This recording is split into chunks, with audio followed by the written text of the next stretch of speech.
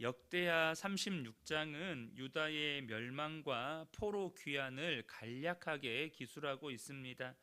요시야의 죽음 이후에 4명의 왕이 약 23년간 유다를 다스렸으나 그들은 하나님 보시기에 악을 행했다는 것이죠. 마지막 왕 시드기야 때에는 왕과 백성과 제사장들까지 모두 하나님께 죄를 범했습니다. 결국 유다는 성전 파괴와 바벨론 포로라는 심판을 맞이하게 됩니다. 그러나 하나님은 예레미야를 통해서 약속하신 대로 유다 백성을 다시 고국으로 돌아가게 하심으로써 그들의 조상과 맺은 언약을 신실하게 지켜주셨습니다. 이것이 이 역대하 36장의 간략한 줄거리입니다. 이 역대하 36장은 요시야의 죽음 이후에 유다의 멸망을 간략하게 기술하고 있지만 또한 동시에 하나님 없는 인생들의 비참한 모습을 그려주고 있습니다. 요시야 이후에 어떤 왕들이 등장해도 유다에 임박한 이 멸망을 늦추거나 혹은 막을 수가 없었다는 것입니다. 한 개인의 신앙이나 영성으로 이미 완고해질 대로 완고해진 유다 백성들의 마음과 또 이 거역과 불신앙의 문화를 어떻게 바꿀 수가 없는 거예요. 이미 유다의 문화는 이미 거역과 불신앙으로 가득해져 있었다는 것입니다. 이 대목에서 여러분, 공동체의 회복, 공동체가 정말로 하나님께서 주시는 은혜와 축복과 또 평강을 누리는 그런 공동체가 되는 데 있어서 지도자의 역할은 매우 중요합니다. 우리가 요시야를 통해서 보는 것처럼 한 사람의 지도자가 공동체를 이렇게 바꾸어 갈 수 있다는 것이죠. 그럼에도 불구하고 공동체를 구성하는 이 구성원들이 요시야의 개혁에 한마음으로 따랐습니다. 요시야가 아무리 개혁하려고 해도 공동체가 그것을 따르지 않으면, 그 구성원들이 따르지 않으면 여러분, 그것은 하나님께서 주시는 은혜와 축복을 누릴 수가 없는 것이죠. 마찬가지로 공동체를 구성하는 이 구성원들이 예수 그리스도 안에서 하나가 되는 것, 한 마음으로 하나님의 말씀에 순복하는 것이 얼마나 중요한지를 잘 보여주고 있다는 것입니다. 요시야의 죽음 이후에 유다 왕 이 개개인의 신앙도 문제거니와 이제는 하나님의 존재감이 이 백성들 안에서 완전히 희미해져 버렸다는 것입니다. 과거 이스라엘 백성들이 하나님을 의지했을 때 무에서 유를 창조하셨던 구원의 역사에 대한 기억도, 그리고 하나님의 구원의 역사에 대한 기억이 없으니 뭐가 없어요? 하나님에 대한 기대와 소망이 없다는 것입니다. 여러분, 하나님을 기억하는 것은 너무너무 중요한 일입니다. 저와 여러분의 삶 가운데에서 하나님께서 베푸신 은혜들이 있습니다. 그런데 우리가 살아가다 보면 하나님께서 내게 어떤 은혜를 베푸셨는지를 잊어버리고 삽니다. 그러니까 하나님이 내게 베푸신 은혜에 대한 기억이 없잖아요. 그러면 하나님께서 베푸실 은혜에 대한 기대와 소망도 사라지게 되는 것입니다. 여러분, 기억하셔야 합니다. 하나님께서 내게 어떤 은혜를 베푸셨는지, 내 삶 가운데 어떤 은혜를 베푸셔서 내가 예수를 믿게 되었고 하나님의 자녀가 되었고, 또한 하나님께서 내 삶을 어떤 기적과도 같은 은혜를 베푸셔서 여기까지 인도하셨는지 여러분 기억하시는 것이 너무너무 중요합니다. 그래서 하나님께서 이 기억하는 일이 너무나도 중요하기 때문에 이스라엘 백성들을 이끌고 여호수아가 가나안 땅에 들어갈 때 요단강을 건너잖아요. 어떻게 하십니까? 요단강 바닥에다가 돌 12를 취해서 그 바닥에, 강 바닥 중심에다가 그것을 기념하는 돌탑을 세우게 하십니다. 그런데 강물이 흘러버리면 그 돌탑은 사라져서 안 보이니까 어떻게 하십니까? 각 지파별로 돌을 하나씩 들고 나오게 하셔서 길갈에다가 또 이 하나님께서 행하신 일을 기억하게 하시려고 그것을 기념하는 탑을 세우게 만듭니다. 나중에 후손들이 도대체 이 돌탑이 무엇입니까? 라고 물어보면 너희 하나님 여호와께서, 우리 조상들의 하나님 여호와께서 이 강물을 말리시고 이 강바닥을, 마른 바닥을 밟으면서 건너게 하셔서 우리를 약속의 땅 가나안으로 인도하여 들이셨다고 기억하게 하시려고 이 돌탑을 세우셨다고 말씀하십니다. 사랑하는 성도 여러분, 여러분 기억하셔야 합니다. 저와 여러분의 삶에 하나님께서 어떤 은혜를 베푸셨는지를 기억하고 살아야 앞으로 우리의 삶 가운데 베푸실 은혜도 기대하고 소망하게 된다는 거예요. 여러분은 어떻습니까? 여러분 안에 하나님께서 내 삶에 베푸셨던 은혜에 대한 기억, 그렇기 때문에 앞으로도 나의 삶에, 나의 가정에, 나의 삶의 현장에, 우리 교회에 하나님께서 이렇게 역사하시고 이렇게 은혜를 베푸실 것이라는 기대와 소망이 있느냐는 거예요. 하나님께서 내게 베푸신 은혜를 기억하지 못하고, 그래서 하나님에 대한 기대와 소망이 없는 인생이 어떻게 되는 것입니까? 이 유다 백성들의 모습을 보라는 것입니다. 이제는 하나님께서 내게 어떤 은혜를 베푸실지에 대한 기대와 소망도 없다 보니까 이제는 누구를 의지해야 당장의 위험과 위기에서 벗어날 수 있는지에만 골몰할 뿐이라는 것입니다. 그래서 이 이스라엘 백성들이, 유다 백성들이, 유다가 이제 멸망이 임박할 때가 되면 친 이집트파와 친 바벨론파가 나뉘어져서 자기들끼리 싸웁니다. 본문에는 다 기록이 안 돼 있어요. 에레미야서를 보면 그들이 친 애굽파, 친 바벨론파 나뉘어져 가지고 막 죽이고 난리도 아니에요. 그러다 보니 어떻게 됩니까? 오늘의 주인과 내일의 주인이 달라진다는 것입니다. 오늘은 애굽이 주인, 내일은 바벨론이 주인. 그 달라진 주인도요, 여러분, 만약 주인이 주님과 세상 이렇게 둘 중에 하나라면, 그래도 세상을 따라가다가는 또 하나님께서 심판하시면 회개하고 오늘은 주님을 주인으로 회개하고 돌이켜서 주님께 돌아오면 그래도 주님을 섬길 동안에는 회복의 은혜를 주시잖아요. 사사시대 때가 그랬다니까요.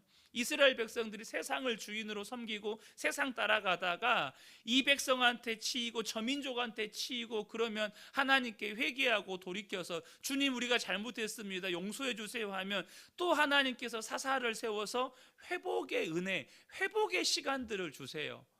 근데 지금 유다의 상황은 둘 다 세상이라니까요. 애굽이 주인이냐 바벨론이 주인이냐 서로 자기들끼리 치고받고 싸우다가 애굽에다 치이고 바벨론한테 치이고 이런 상황이 돼버린다는 거예요. 그러니 유다의 멸망의 길을 막을 수가 없는 것입니다. 여기도 세상이 주인이고 저기도 세상이 주인이니 유다가 망할 길을 막을 수가 없는 거예요. 이것이 하나님 없는 인생의 풍경이라는 것입니다.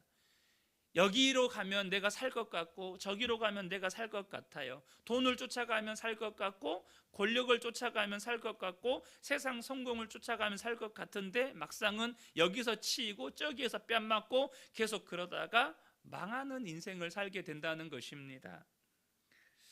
여러분, 저와 여러분이 아셔야 합니다.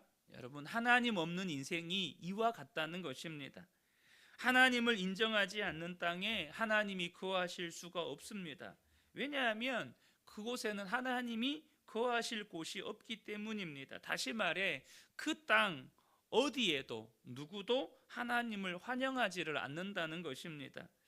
사랑하는 성도 여러분, 여러분의 마음 안에는 하나님이 거하실 곳이 있습니까?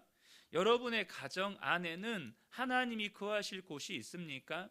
나는 정말로 온 마음을 다해서 내 마음에 주님이 거하시는 것을 환영하느냐는 거예요. 나는 우리 가정 안에, 우리 가정 모든 곳이 하나님이 다스리시는 가정이 되기를 간절히 사모하느냐는 거예요. 우리가요, 제가 종종 한 번씩 말씀드리지만 십자군 전쟁 때 이 십자군에 참전하는 이 군사들이, 이 기사들이 세례를 받고 십자군 전쟁에 참여를 하거든요. 근데 이 세례를 받고 십자군 전쟁에 참여할 때 점점점 이 십자군 전쟁이 변질되고 타락해 가면서 기사들이 세례를 어떻게 받냐면 검을 든 손은 물 밖으로 이렇게 들고 있다는 거예요. 무슨 말입니까? 내 몸은 주님의 지배를 받더라도 이 검만큼은 내 마음대로 휘두르겠다는 거예요. 여러분, 어쩌면 우리의 마음이 그렇다는 거예요. 내 마음 한켠에는 이것만큼은 내 마음대로 하고 싶습니다. 우리 가정에도 내가 이것만큼은 내 마음대로 하고 싶습니다. 그러니 그곳에는 주님이 거하실 수가 없는 거예요. 우리 가정이 주님이 주인 되기를 원하신다고 하지만 그 영역만큼은 내 마음대로 하고 싶은 거죠. 그러니 어떻게 주님이 그곳에 거하실 수가 있겠냐는 것입니다. 하나님이 거하시지 않는 땅, 이제 이스라엘 백성들은 약속하신 축복의 땅을 누릴 자격이 없게 된 것입니다. 그래서 하나님은 바벨론을 들어서 심판의 도구로 사용하기도 하셨지만 그 땅의 사용권을 바벨론에게 넘기신 것입니다. 여기서 우리는 하나님의 주권에 대해서 배워야 합니다. 하나님의 주권의 행사 방법이 행사의 한 방법이 축복이라면 또 다른 방법은 심판입니다. 하나님은 주권을 행사하실 때 축복과 심판이라는 이 두 가지 방법을 다 사용하신다는 거예요.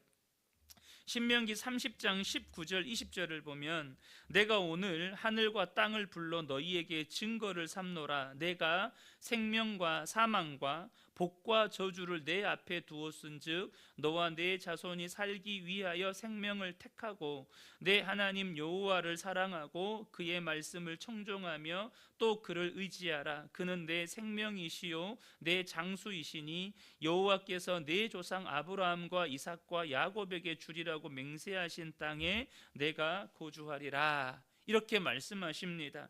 하나님께서 가나안 땅을 입성을 앞두고 있는 이스라엘 백성들에게 마지막으로 하신 말씀이 뭐냐면 너희들 앞에 내가 생명과 사망, 복과 저주를 두었다. 그런데 여기에서 중요한 건 뭐냐면 하나님께서 선택권을 우리에게 주셨다는 거예요. 하나님은 우리 인간들처럼 아침에 기분 좋으면 복을 주시고 저녁에 기분 나쁘면 저녁에는 저주를 내리시고 이게 아니라는 거예요. 우리에게 선택권을 주셨다는 거예요. 축복을 선택할지 심판을 선택할지 생명을 선택할지 사망을 선택할지 네가 택해라. 근데 그 택하는 방법이 무엇입니까? 바로 하나님 여호와를 사랑하고 그 말씀을 순종하고 하나님만을 의지하며 사는 것입니다. 이 원칙, 이 원리는 오늘날도 변함이 없습니다.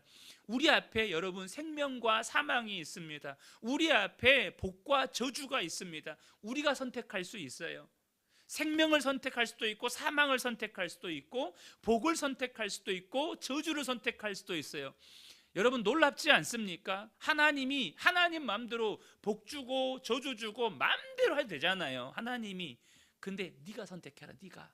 나는 너에게 정말 복 주고 싶고 너에게 생명 주고 싶다. 네가 선택해라. 근데 그 선택하는 방법이 뭡니까? 하나님 사랑하고 하나님 말씀 순종하고 하나님만 의지하며 사는 거예요. 사랑하는 성도 여러분, 저는 오늘도 우리 성도님들이 복의 길을 걸어가시기를 축복합니다. 생명을 얻는 길을 걸어가시기를 축복합니다. 우리 앞에 놓여 있다니까요. 근데 그것을 선택하는 방법은 복을 취하는 게 아니에요. 우리 앞에 놓여 생명을 내가 취하는 게 아닙니다. 그것을 주시는 분을 사랑하는 것입니다. 그것으로 우리의 삶을 주관하시는 그 하나님을 의지하는 거예요. 그 하나님의 말씀에 순종하며 사는 것입니다. 사람들의 실수가 뭐예요? 그 복을 취하려고 한다는 것입니다. 근데 문제는 내가 생각하는 복과 하나님이 생각하는 복이 달라요. 다를 때가 정말 많아요. 근데 우리는 눈에 보이는 그 복만을 취하려고 하다 보니까 눈에 보이는 우상이 이 주는 그 복을 향해 달려가고 있다는 거예요. 눈에 보이는 것을 향해 달려가고 있다는 거예요. 여러분, 하나님은 눈에 보이지 않습니다. 눈에 보이시는 분이 아니에요. 그래서 하나님이 우리에게 선물로 허락하신 것이 이 말씀과 성령님이십니다.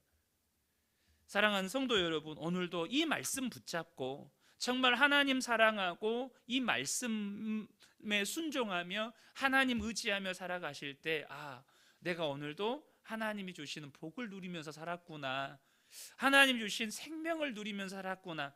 오늘 밤에 잠자리에 드실 때 이와 같은 감사의 고백이 흘러나오는 저와 여러분 되시기를 예수님의 이름으로 축복합니다.